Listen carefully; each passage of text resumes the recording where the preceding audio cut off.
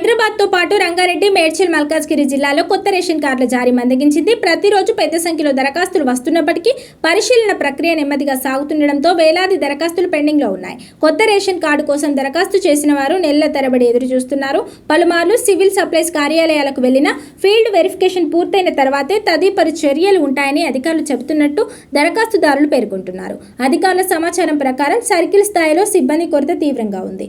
అందుబాటులో ఉన్న ఉద్యోగుల్లో కొందరు ఎన్నికల విధులు, మరికొందరు ఇతర ప్రభుత్వ పనుల్లో నిమగ్నం కావడంతో ఫీల్డ్ వెరిఫికేషన్ ఆలస్యం అవుతోందని తెలుస్తోంది. సాంకేతిక సమస్యలు కూడా జాప్యానికి కారణమవుతున్నాయని అధికారులు చెబుతున్నారు. సర్వర్ల పనితీరులో అంతరాయాలు రావడం వల్ల దరఖాస్తుల పరిశీలన, ఆమోద ప్రక్రియ ఆశించిన వేగంతో సాగడం లేదని సమాచారం. ప్రస్తుతం గ్రేటర్ పరిధిలో సుమారు 30,000 కొత్త రేషన్ కార్డు దరఖాస్తులు పెండింగ్లో ఉన్నట్టు తెలుస్తోంది. అర్హతల పరిశీలన పూర్తయిన తర్వాతే కొత్త కార్డులు జారీ చేయనున్నట్లు అధికారులు చెబుతున్నారు.